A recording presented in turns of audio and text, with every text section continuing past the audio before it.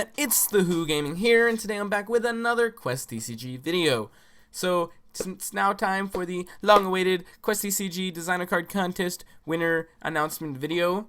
Now, just to refresh you guys' memory, the winner of this contest will receive their card mailed to them, as well as their card released in Set 1 of Quest TCG. I have also added on another sort of thing for the winners. The winner will also receive a pack of Quest TCG that is guaranteed to contain their card. So you're not just going to get your card, you're also going to get a few other Quest TCG cards, which is cool.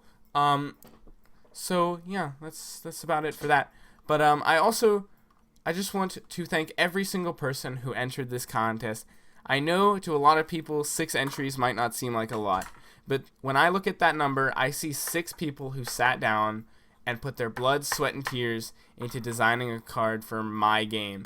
And it astounds me that even 6 people would care so much about making something for my game, and I just want to thank every single one of you from the bottom of my heart.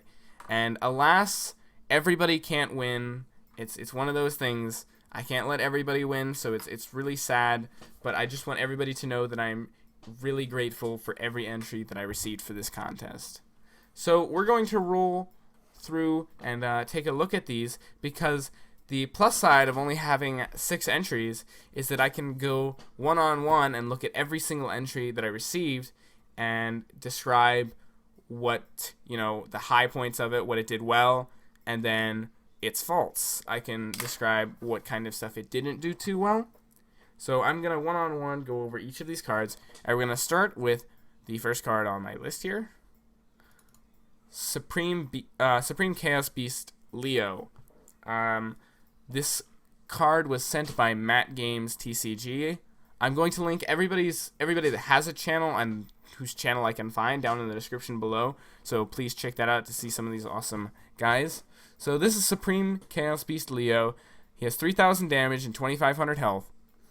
He's part of the as of yet unnamed Beast Warrior guys archetype that I have. We still haven't named them quite yet. But the thing I really like about this entry is that Matt Games also sent a bit of lore that went along with this character. And I don't have the lore description here with me because I didn't pull it up. But it's something along the lines of, sorry if I get a little bit off here, but basically the Beast Warrior archetype was they're at war with the Bionoids. So Leo went out in search of power to help save his people. He ended up finding this dark energy, this dark power that he returned to the Beast Warriors with to try and save them. But he came to find that everybody was dead. So he goes off into this huge berserker mode, gets real mad, and he goes off to kick some butt, I would assume. His ability, I also don't have that right with me because he only sent the picture, so I just put it in the template, and I forgot to do that, I guess. So basically, his ability was something along the lines of, for every card in his archetype that is in the void, he gains 100 damage, I think is what it was, or health. I can't remember. It's one of the two. Either way, it's a really good ability. Now, where this card shines is really in the lore details. It's a really lore-heavy card, and I really like the story that he came up with for it. In terms of stats, he's pretty OP. If it was damage that gets increased, that's actually really OP. Especially if this would be in a deck, based around his archetype. I think he'd become really OP really quickly. That also doubles as a downside. He's a bit too overpowered. I don't think there's much in the game that could actually balance him out. That is probably my only gripe with him, is that there isn't a lot that could take care of him. And it's really, I don't know, he seems like he's really OP. So that's about it for Supreme Chaos Beast Leo. Again, thank you, Matt Games, for submitting this entry. Next up, we have Robo Hunter. This card was submitted by, I'm going to butcher this name, Yannick Brugens. I'm going to go with that. Sorry if I said your name wrong. I deeply apologize. So this is Robo Hunter. He's a machine class warrior with 2,000 damage and 500 health. And his ability states, when this card is conjured, target one warrior, summoner, or creature on your field. The selected card can attack past barricade zones. Now this ability is really sweet because as of right now, the Bionoids are the only cards in the game that can attack past barricade zones. So it's nice to get something outside of that archetype that can do that. Now, the only thing that I really have against this card is its health score is really, really low, even by set 1 standards. It's a little bit low, a little on the low side. But I think its ability really does balance it out because it does. That is a pretty monstrously OP ability to attack past barricade zones. So I would definitely have to give this one a passing grade in my book. So thank you again, Yannick, for your submission. Next card is Rhaenys, the Traveling Knight. Now, this card was submitted by Chris Andrews, a.k.a. Wrath of Kors TCG. This is another TCG maker here on YouTube, whose channel I will definitely link down in the description below so you can go check him out because his game, Wrath of Kors, is amazing. So, Rhaenys, the Traveling King, is a Celestial class warrior. Now this is a new class that I have added into the game. And this is really the first card that's a part of it. So he has 2,000 damage and 3,000 health, which is really OP. I don't know how I like that. It is. I mean, there are a few things, especially once set 2 rolls around, that I have planned. I could handle this guy pretty well. So I don't know. I think that's pretty fair actually. He doesn't have a description, or he doesn't have an effect, but he does have a bit of flavor text. The king of a far-off realm, he has gained a reputation for going off on adventures and leaving his daughter in charge of his kingdom. So he's a bit of a slacker. Again, with this card, I'd say the bulk of the appeal of this card comes from the story. Now you see, Wrath of Kors TCG has a card in his game called Rhaenys, the something king, I can't remember. But basically the whole story of him is that he travels to other people's card games, and I kind of really like that idea. It's a really cool kind of meshing the universes kind of thing, and I really like that. And overall, he is a pretty powerful card. He does seem to be a bit of a boss kind of card, which is really cool because we don't really have that many of those in the game right now. So again, with Rhaenys, I'd probably have to give him a passing grade, although his health score might be a little bit OP. The next card we have is The Living End, submitted by TCG Striker, another TCG YouTuber on this on YouTube. So you need to go check him out because he will be linked in the description below as well. His game is awesome as well.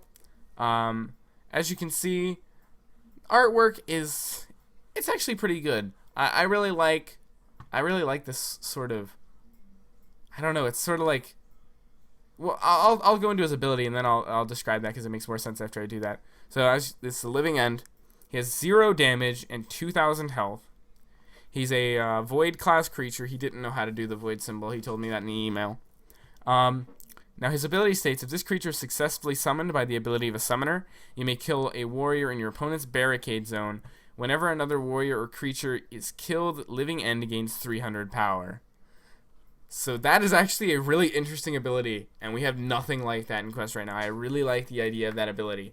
So, like I was going to say before, it's sort of like these heads almost remind me of these are like the souls that he has taken or something, and I really kind of like that. It's just it's a mesh of different creatures. It's sort of this blob sort of amalgamation of a bunch of different evil-looking kind of powers, and plus the 300 power every time a warrior or creature is killed. That's actually really OP, and considering he has 2,000 health, he's probably not going to be the one getting killed. So, as all of your warriors and stuff get killed, and as all of your opponent's cards get killed, he's going to rack up a decent amount of damage pretty quickly. So, I would definitely have to say that Living End really holds well in terms of its ability helping it out really well. The only thing is, when it's first played, it's not really going to do very much. Although that really isn't that big of an issue, but that's probably the best I have in terms of a fault for this card. It's actually a really balanced card. So again, thank you TCG Striker for your entry. Now on to possibly the two best cards in terms of artwork. Although, of course, this contest is not based solely on artwork. It's based on what the card adds to the game. But I do have to admire how amazing these cards look in terms of artwork. So we have our first one, Ecorceress. Now, this card just looks beautiful. I can't just state enough how amazing this card looks. So again, it's Ecorceress, a Earth class summoner. I think that's what that symbol is supposed to be. It's got 1,100 damage and 900 health, so it's a little bit weak in terms of the stats category, but its ability, this is a really interesting ability, and I just really love it. I'm in love with this ability. When you play this card, look at the top 3 cards of your arsenal. Summon one creature or warrior from among them, and put the other 2 cards into the void. So you see, this is a really interesting ability. He also, in the email, told me that it's sort of supposed to be like she's manipulating blood, sending two creatures to the void to play one. And that's a really cool thing, because if you don't know Ecor, I think Ecor means blood or something along the lines of that. And that's a really cool ability, and I love this card so much. So this card, again, gets a passing grade. If I had to think of any faults with it, it's the stats. In terms of being able to stay alive enough to really do much of a difference, considering she is a summoner, summoners are nice for getting things out, but is she really going to stay alive long enough to be able to keep anything out? That is my only fault with her. Now for the final card, the final submission. This is Dragon Lord Lao Tzu, submitted by Akasha CCG. Now, I will also link Akasha down in the description below, so go check them out. And so Dragon Lord Lao Tzu is it's a summoner with I don't know what kind of class they were going for. I would probably put this as a celestial class if I had to pick anything, because this just has a really imposing silhouette, and I really like that. It's got 1,700 damage and 1,900 health, which isn't horrible, but as we get onto the ability, you'll see that it's a little bit underwhelming considering the insane cost required to play this card. Only during your turn, you can summon this card from the void to your barricade zone by destroying one of your own castle cards. This ability can only be used once during each game. Now, I just want to point out that this ability, or this summoning cost, is I'm going to start with the fault here, because this is a pretty glaring fault that I really think I need to point out. This is an insanely high summoning cost for something with such mediocre stats. I mean, changing these stats to be a bit higher wouldn't really be that big of a deal. It's not that difficult to do to make it sort of worth the summoning cost, but killing off one of your castle cards is insane in this game. Seeing as your castle cards equate to, say, your life points in any other game, sacrificing one of your castle cards is a bit of a high price to pay. Now, that wouldn't be so bad if the stats were higher. You also have to think that this is only during your turn, and this ability can only be activated once during each game. So, the description paints this card as being some huge powerhouse that's going to get a lot of work done while he's on the field. Yet his stats aren't really high enough to achieve this. So it is a pretty glaring fault. But all in all, if you were to change these stats, bump them up a bit, maybe get the damage up to, I'd venture to even say 3,000. Somewhere pretty high in the, considering the summoning cost, this thing needs to be a beast. And I mean, look at this artwork. Can you not tell me that this artwork is just majestic? Now, I'm going to bring up the other image that he sent me of the artwork, because it looks like he's squished it a little bit to make it fit in the frame, in the border. So I'm going to bring up the other picture just so you guys can see what it looks like with no shrinkage. And this thing is just majestic. Look at this. I can't even believe this. It just, I don't know how he did this. I don't know if this was done digitally or with or on paper. It sort of looks, I don't even know. This is just insane. It has the look of marker, but there's a lot of detail for this to be done with marker, and this is insane. This card, I can't get over how good it looks. I'm so lucky that I managed to get such talented artists to submit entries. Not that I don't love everybody's entries. Everybody's entries is very special to me, but these entries just look. This card just, it looks like straight out of Lord of the Rings or something. Like, he looks like he could be a better version of Sauron. He's just insane. The only complaint I have is with his insanely high summoning cost not really equating to the stats that you're getting out of him. Although I think that could really easily be fixed by bumping up his stats. Now, that is about it. I've gone through every single card. You can see. That's it. That's all of them. There's nothing more to go over. So, who am I going to pick to win this? Who do you ask? Are you asking who is going to win this contest? Well, I've thought long and hard about this. Me and Vivian have thought about this for a while.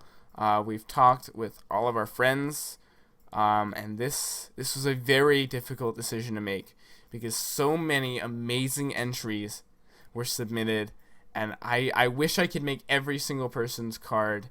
I could add every single person's card into the game, but this is a contest after all, and I'm going to have to pick a winner, no matter how hard it is for me. So enough trying to avoid this. I'm going to now announce the winner of the Quest TCG Design a Card Contest. The winner is Akasha CCG with Dragon Lord Lao Tzu. Now, I know that I said there were a lot of faults with this card, the glaring fault being that its summoning cost really does not equate to its stats. But like I said, that could easily be changed, and this could be quite the powerhouse to have on your field. This just has the feel of a boss card. And the most important thing, it feels like it fits perfectly. It meshes perfectly into the realm of Quest TCG. This looks like something you could see in a world of kingdoms and conquering. It's just this really imposing boss-like figure. So congratulations, Akasha CCG, for winning this contest. Just private message me an address that you would like me to send your pack and card to, and I hope you enjoy those. And I would again like to thank every single person who entered this contest. I appreciate every single entry that I received. Thank you so very much. And if you like this video, please give it a like, maybe subscribe, and I'll see you guys next time.